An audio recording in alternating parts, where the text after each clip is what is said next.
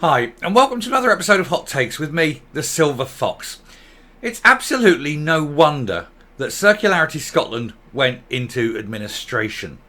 Nobody in the Scottish Government was communicating with it. Nobody was finding out what was going on. And anything that was happening at a governmental level wasn't communicated to the company set up by the government to run the scheme. This is probably the last video on Circularity Scotland, I think, but it just kind of puts the icing on the cake and goes to show how inept they truly are when they appear to have basically forgotten that they even had a company because nobody was talking to them. We'll just do this. It's not a very long piece, but I think it is kind of very much a telling piece on the level of, we use the word professionalism and integrity and basically ability that is being shown by the Greens and the SNP, i.e. none at all. Here goes. So Circularity Scotland were left in the dark over the deposit return scheme as the delay was confirmed 5 days before they were told. So Humza Yousaf and Lorna Slater sat there and went, we're not going to do this, blah, blah, blah, blah. We could go ahead, but we're not going to go ahead. We need to make political capital out of it rather than getting on and actually doing anything. Yes. Let's announce a delay. Okay, then. Are you going to tell them or shall I? No. Let's just not tell them. That must have been the way it was going. Anyway, Humza Yousaf and Lorna Slater decided to pause the recycling initiative on April the 13th. But Circularity Scotland, the organisation founded by the government to run it, did not find out until the First Minister announced it in Holyrood 5 days later. He couldn't even be bothered to pick up the phone and tell the guy that they'd employed at £300,000 a year that they were going to delay it. These people are criminally incompetent, aren't they? Absolutely incompetent. The ailing body behind Scotland's much delayed and now basically abandoned bottle deposit return scheme was left in the dark for 5 days about the future of the recycling initiative. I honestly think they just hadn't remembered. I think they basically had forgotten that Circularity Scotland even existed because it's a stupid name, a non-memorable name. It is overly complex because everything they do is overly complex. But, you know, they just why should we tell them? Doesn't matter, does it? Unbelievable, isn't it? So Circularity Scotland were only told about the initial delay from August to March 24 on April the 18th, when Humza Yousaf announced the news in Parliament. We're previously told how administrators have been called in at the stricken body as it struggles to stay financially afloat following the news that the scheme has been canned until October 2025.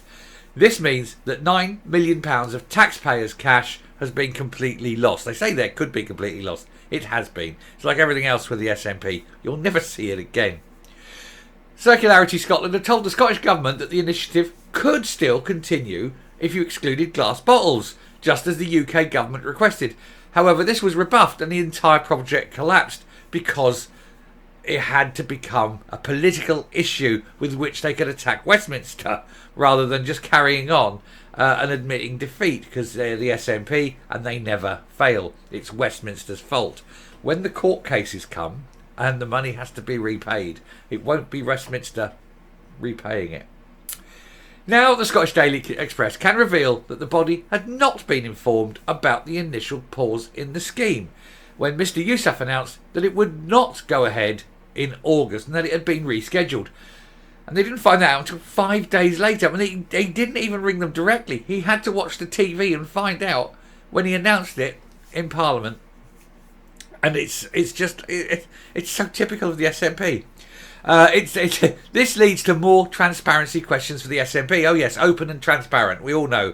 Open and transparent until they actually want you to know anything, in which case, secrets and lies.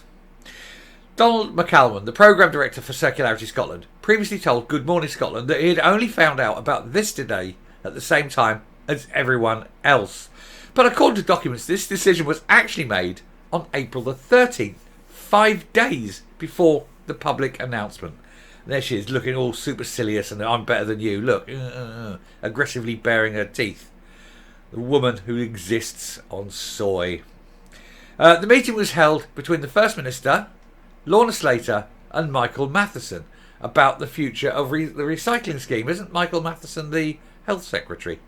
What's he doing about the scheme? Anyway, and it was decided that it would need to be paused due to a lack of UK internal market exemption.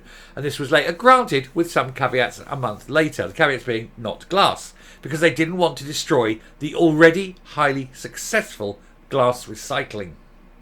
And then, of course, Circularity Scotland say, oh yeah, no, that's fine, no problems at all, we are good to go, we will clean up all this plastic waste will go, we can have it sorted, we're ready. The SNP and the Greens go, oh no, if you do that and there's no glass, then that breaks everything, we don't get control of the glass, we don't make money. And also, if we take that and there's any delays, we have to pay that out. We're admitting liability, and that's when any of the delays come to us. No, Westminster's fault. Definitely Westminster's fault. Unbelievable, isn't it? Actually, it's not. It's all too believable with the SNP. Anyway, during this summit, Mr. Yousaf claimed that there would always be opposition to the project, no matter what they did. In summarised meetings minutes, he said, there will be noise, whatever the approach, and no option will appease those opposed to the scheme outright. Well, one of the people opposed to corporate bodies, opposed to the scheme as it was every single person involved. Recycling Scotland were against it. The glass industry was against it. The bottling industry was against it. The local traders association was against it. The drinks industry was against it. The government were against it. The people were against it. The only people for it were was Lorna Slater and Humza Yousaf. She because I got to never be wrong, and him because ka-ching money. The idea is that they own the glass and they can sell it back to the glass industry. Well, the whole point is the glass industry get the glass back for virtually nothing, which is the only reason it's viable. These people are so stupid, they don't understand basic commercial economics, but then they've never worked, have they? They've never had a real job, they've never been in the real world, so what do they expect? Anyway, starting point therefore, how to take DRS forward, he said, with the best chance of success will be issues whenever the scheme launches, but assurance suggests issues will be very substantial if a 16th of August launch. The scheme remains popular with the public. I don't know where he thinks that's coming from. The public were aware it was shambolic. Miss Slater, who faced a vote of no confidence due to her shambolic handling of the project, laid out the reasons behind this delay. She emphasised that DRS was the right thing to do, a tried and tested policy. The way they were doing it, it was a tried and tested and failed policy. Because we already have a fantastically efficient glass recycling policy in place. And going forward, it's unlikely that the nationwide scheme will include glass, because the glass recycling is already massively high. What is wrong with these people? Anyway, she pointed out that the largest producers have demonstrated they're ready, and that any delay is not without risk, and it won't be universally welcomed. Another factor considered was that consumers would experience uncertainty about buying products due to the need to get stock ready for being able to be registered. That's got nothing to do with it. The consumers are the people at the bottom end, the ones who are actually drinking the drinks and using the glass bottles. And they will then be forced to pay even more at a time of already considerable expense in food. 56% in food inflation in the last year. Marvellous, isn't it? And you're about to put more harsh conditions on top of that, making it even higher. So the consumers were dead against it. Anyway, weighing all these factors, she said, Miss Slater recommended the options set out in the submission to de-risk and de-scope and to reschedule to the 1st of March 2024. What she was saying by the de-risk is the admittance that she needed to take the risk away from the Westminster government, from the Scottish government to the Westminster government. But the Westminster government said from day one, it's not our scheme, not our circus, not our monkeys. You're responsible. And they are the ones, and she particularly is the one, that will be left with a massive bill. And the taxpayers of Scotland will be lumbered with it. And they can all point their eyes in their taxes to that strange-looking woman. And I'm coming up.